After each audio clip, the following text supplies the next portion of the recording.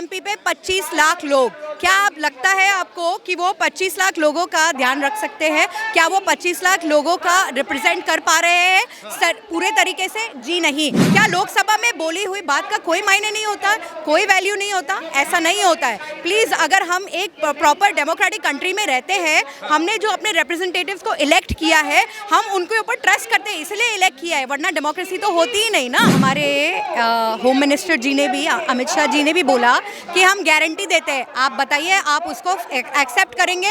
सांसद में यही बोला ना उन्होंने, हम गारंटी देते हैं कि भाई ये करेंगे, लेकिन उनको तो करना ही नहीं है, वो तो सिर्फ बहाने हैं, बहानेबाजी है और कुछ नहीं है। कि हमारा हक मारा गया है और हमें हमारा हक चाहिए। और मैं सिर्फ विमेन रिजर्वेशन के लिए ही बोलना चाहती हूँ, हमारी नारियों का जो हर अपना घर संभालती है, बिजनेस संभालती है, जॉब करती है, तो आपको लगता है उसको डिसीजन मेकिंग में इक्वल अपॉर्चुनिटी, इक्वल राइट नहीं होना चाहिए?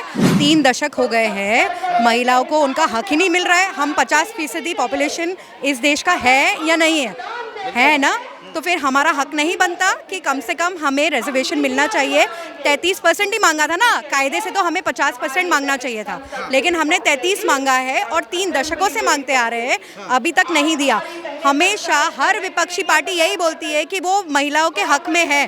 कहाँ है? अगर होती तो कल बिल पास हो जाता, अगर होते तो उनको ये समझ आती कि ये सब महिलाओं के सशक्तिकरण के लिए है, ना कि उनका हक मारने के लिए। ये लोग सिर्फ हमारा हक मार रहे हैं बार बार, लगातार कई सालों से। और लेकिन अब हम नहीं रुकेंगे। अब हम लोग बहुत ज़्यादा जागरूक हो चुके हैं।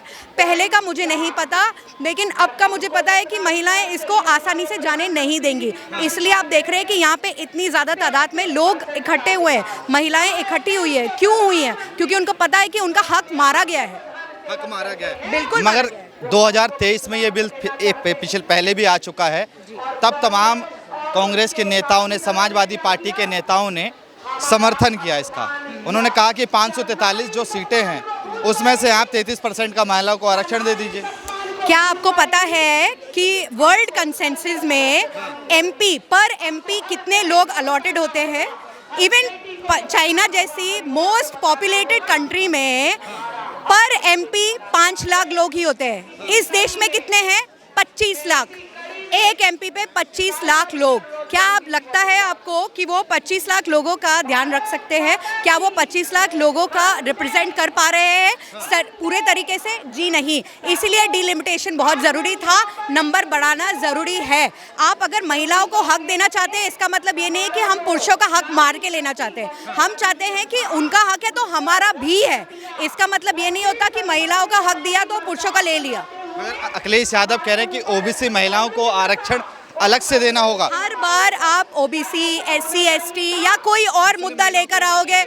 अरे भाई, आपको ये सब करने की अभी क्यों ज़रूरत है? आपको, अगर हम बोल रहे हैं कि महिलाओं को करिए, और वैसे भी भाजपा ने कहा था, गवर्नमेंट ने बोला है कि भाई उन्होंने वादा किया है कि जो भी होगा प्रॉपर सावधानिक तरीके से होगा, कॉन्स्टिट्यूशन को मद्देनजर रखते हुए होगा। क्या लोकसभा में बोली हुई बात का कोई मायने नहीं होता, कोई वैल्यू नहीं होता? ऐसा नहीं होता है। प्लीज़, अगर हम एक प्रॉपर डेमोक्रेटिक कंट्री में रहते हैं, हमने जो अपने रिप्रेजेंटेटिव्स को इलेक्ट किया है, हम उनको ऊपर ट्रस्ट करते हैं, इसलिए इलेक्ट किया है, वरना डेमोक्रेसी तो होती ही नहीं ना।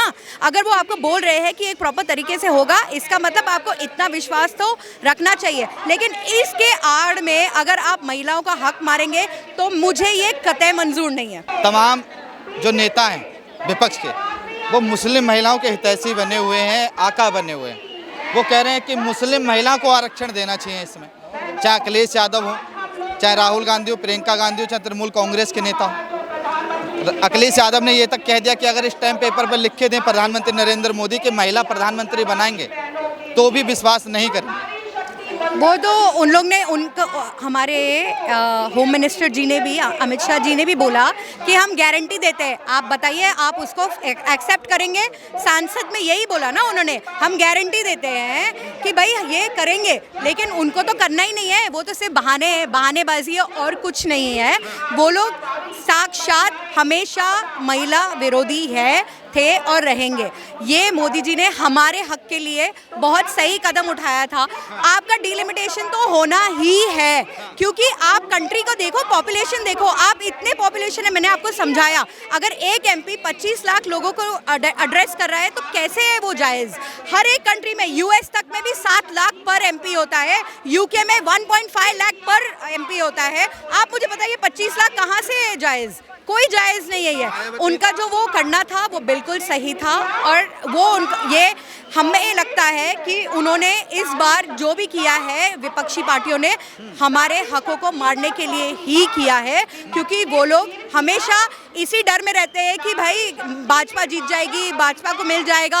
अगर भाजपा ने एक और इम्प्लीमेंट कर दिया, कोई लाइक लाइफ टर्निंग इवेंट को इम्प्लीमेंट कर दिया, तो ये सब उनको यही लगता है। अच्छा, मुझे ये बताइए, मायावती जी ने सोशल मीडिया एक्स पे ट्वीट करते हुए कहा कि आज तमाम विपक्ष की पार्टियों ने एक बड़ा मौका अपने हाथ से खो दिया है। क्या जो उनका अपमान समाजवादी पार्टी ने, एक समय में ऐसा आरोप लगता है समाजवादी पार्टी पे, आपको पता होगा कि मायावती के साथ एक समय क्या हुआ था, जो वो आरोप लगाती है भाजपा के साथ सरकार बनाई थी, क्या कहेंगे उसको लेकर? देखिए, मैं इस वक्त ना सिर्फ और सिर्फ यहाँ पे विमेन रिजर्वेशन के बारे में बात करना चाहूँगी, और किसी भी पॉलिटिक्स में नहीं पढ़ना चाहती हूँ, क्योंकि मुझे ऐसा लगता है कि हमारा हक मारा गया है और हमें हमारा हक चाहिए, और मैं सिर्फ विमेन रिजर्वेशन के लिए ही बोलना चाहती हूँ।